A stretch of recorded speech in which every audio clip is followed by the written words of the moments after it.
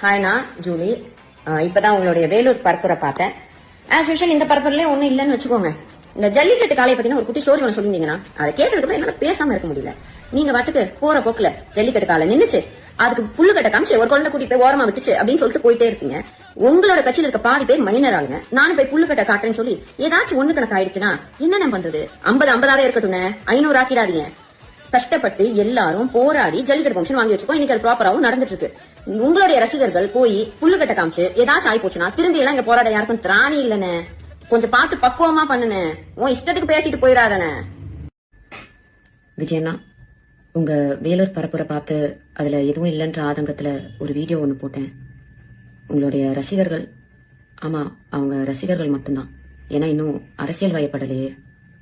அவங்க எல்லா social media சைட்லயும் என்னை கடிச்சு வச்சிட்டு இருக்காங்க. இந்த மைனர் பசங்க கிட்ட இருக்கிறது முக்காவாசி என்னமோ ஃபேக் ப்ரொஃபைல் மட்டும்தான். அதை வச்சுதான் என்ன மிரட்டிட்டும் இருக்காங்க. அதுக்காக பயந்து நான் அந்த வீடியோவை டிலீட் பண்ணவும் மாட்டேன், என் கருத்துக்கள்ல இருந்து பின்வாங்கவும் மாட்டேன். என்ன மிரட்டினா பரவாயில்ல, ஆனா என்னை சார்ந்தவங்களையும் மிரட்டுறனால இத சொல்ல வேண்டிய கட்டாயத்துல இருக்கு. விஜயண்ணா, உங்களுக்கு என்ன பழி வாங்கணும்னா நான் என் வீட்டில் இருப்பேன், இல்லைன்னா என் ஆஃபீஸில் இருப்பேன். என்ன வேணாலும் பண்ணுங்க, ஆனால் அவங்கள விட்டுருங்க. ஓ, நீங்கள் பனையூரை விட்டு வெளியே வர மாட்டீங்கல்ல? நான் இன்னும் உயிரோட தான் இருக்கேன். நான் வேணா பனையூர் வரேன்.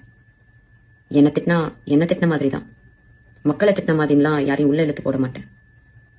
ஒரு பெண்ணுக்கு சோசியல் மீடியாவில் முக்கியமா எவ்வளவு மரியாதையும் எவ்வளவு மதிப்பும் எவ்வளவு பாதுகாப்பும் உங்க ரசிகர்கள் மத்தியில இருக்குன்றத அந்த வீடியோ கீழே இருக்க கமெண்ட் செக்ஷனை டைம் இருந்தா படிச்சு பாருங்க. நன்றி அண்ணா.